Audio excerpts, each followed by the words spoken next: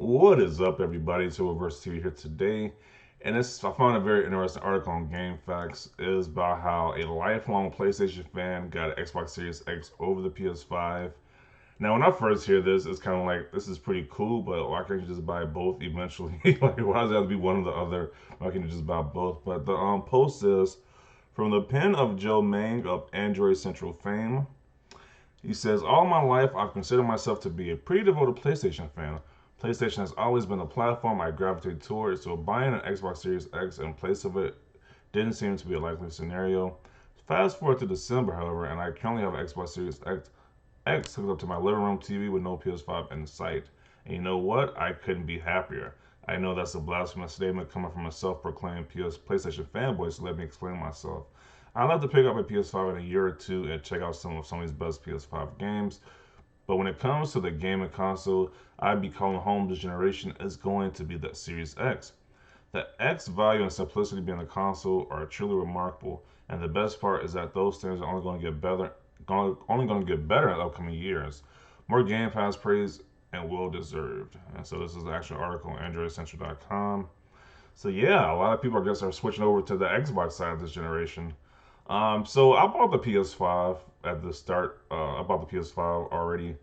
Um, I'm not gonna lie, I probably probably would have wanted to buy the Xbox Series X more, but I did buy the PS5. I know about the Xbox Series X later when it's really available in stores, but I can kind of see why more people are saying this because the Xbox has Game Pass. A lot of your older games you can just play with no problem. You can play a lot of your older games with no problem, a lot easier on the Xbox Series X. And also the hard drive situation is a lot better on the Xbox side. Like you could just use your use the external SSD and you just plug it right in. You gotta take anything apart. And you can just switch from your external hard drive, your regular hard drive, and just switch it back and forth a lot easier. So yeah, I can see why people like the Xbox a little bit more this generation. But I think the real selling point for Sony was that they had like the exclusive games, like the Sony exclusives. Like even though you can play a lot of them on PS4, so it's kind of like to be honest, they probably could have waited. I probably could have waited for a PlayStation 5 and just bought the Series X first. But either way, I still enjoy PS5 a lot. I definitely use my PS5 a lot, even currently right now too. But I do play my Xbox One X a lot too, so I don't know. I probably should have got the Xbox Series X first. But let's see these responses that he has down below to this post. Not surprised there has been a ton of people switching back to Xbox this gen already. Another pony on a journey away from the farm gates. Times are changing. Are we allowed to shill on this board? I know that money I'll save from buying Series X first and having GPU will pay for a PS5 in 2 to 3 years. That's pretty gravy. Probably realized that a PS3 remake and its Spider-Man 500 expansion were very impressive to next to a massive library of 4,000 plus games, many are which are on Game Pass.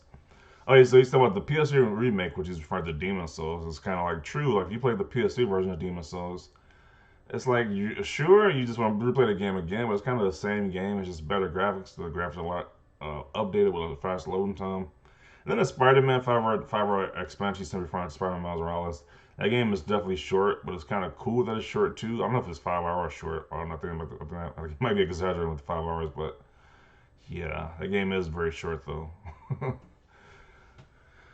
uh, Very impressive next to a library of 4,000 plus games. There's a lot of games on the Xbox ecosystem, so you can be very, you have a lot, you can be a lot to be entertained by with the Xbox Series X because there's a huge library of games right now.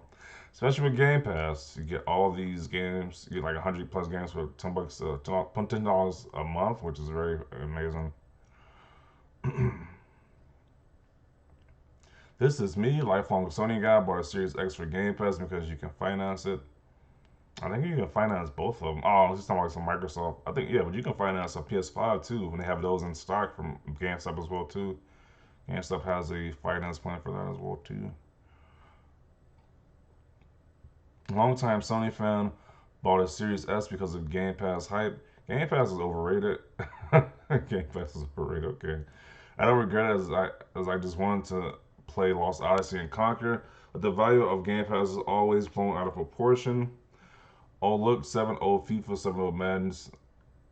I don't know what he's talking about here. Like They just added. Let's just talking about EA Plus right now because they just added these FIFA games and Madden games.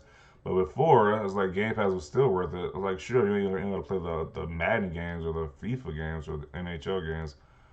But they have pretty much almost all the Xbox exclusives on that one service. They have almost a lot of indie games on that service, a lot of AAA games. So I don't know what his point is by saying this is overrated. The main issue is that most of the Microsoft's original content is barely mediocre. Stuff like Syndicate, Bleeding Edge, most of the good games are you already own, like Near, 5.7, Dragon Quest 11, if you're remotely into gaming. But nobody buys every game like that, so of course there's gonna be some games you probably missed out on even if you buy. Nobody plays every AAA game that comes out a year. I will let my Series S collect dust and buy some live cards and stack them. No way in hell am I paying $100 a year for what we are getting now. Okay.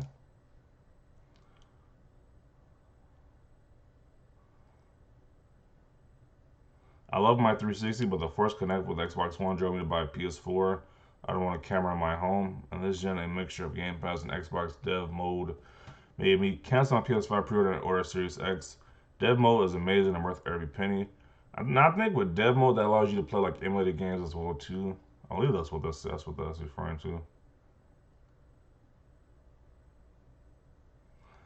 I said this in the other thread. If you don't have interest in the games Game Pass is offering or have purchased games they have put on there, then yeah, it wouldn't be worth it for you. I bought Dragon Quest, Moto GP 20, and Code Vein in the past month, so that's approximately $100 in value. Oh, okay.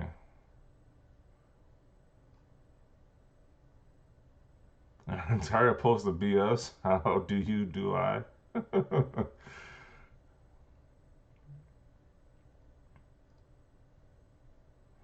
That's the best bang for your buck if they are consumer friendly this time around.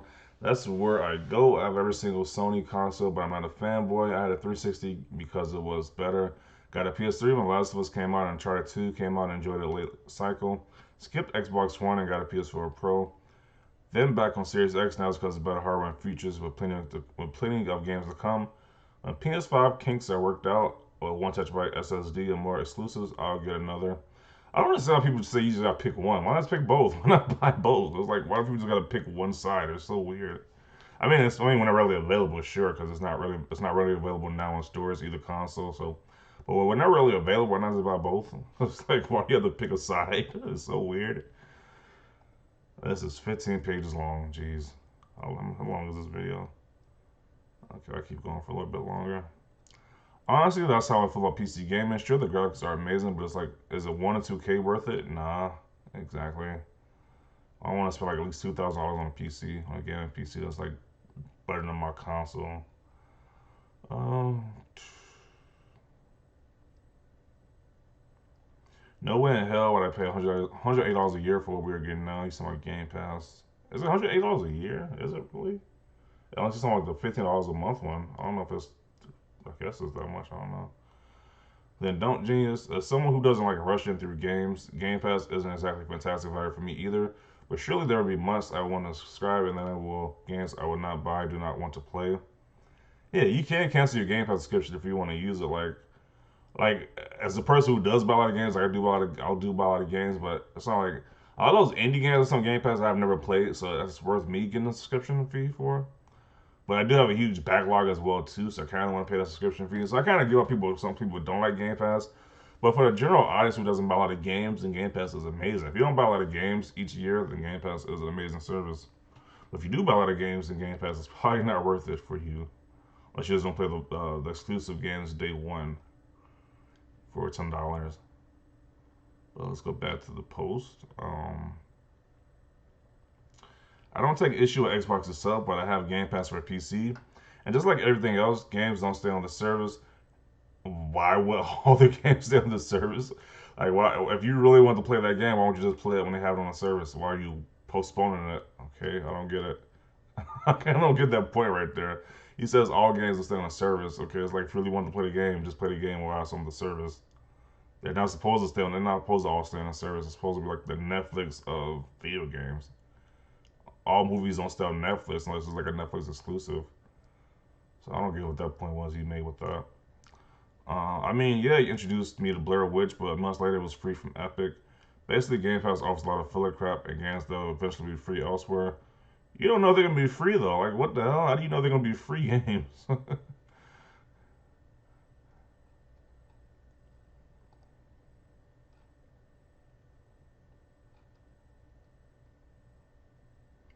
Exodus Part 2, Phil Spencer's and modern day Moses. Wow. I actually skipped an entire last gen for the most part. I'm older now and don't have the time or interest in the game like I used to. I decided I was only going to buy Nintendo consoles, just keep up with Zelda, Mario, and that's pretty much it. Out of curiosity, I watched some vids on the PS5 and the Xbox Series, getting an in-depth look at modern tech, and I was surprised at how far the visuals had come. Character portrayals finally looked like more realistic and less like plastic robots. Then I found out about Game Pass. I remember thinking there's no effing way that's how it works. It's too good to be true. Fast forward today and currently have a Series X sitting on my table, downloading all kinds of stuff on Game Pass. Happily, I might add, even if I don't have a ton of time, I can make time for something like this.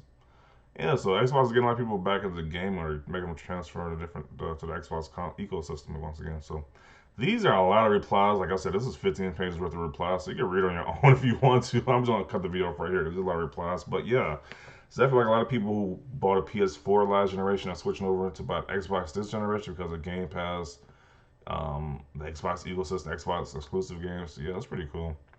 Like I said, like I always say, you can just buy both. There's no reason you have this stick to just having one console. It makes no sense to me. You can buy both. Yeah. So definitely your comments about this down below. Your opinions about this. Leave a like if you like this video. As always, thanks for watching and peace.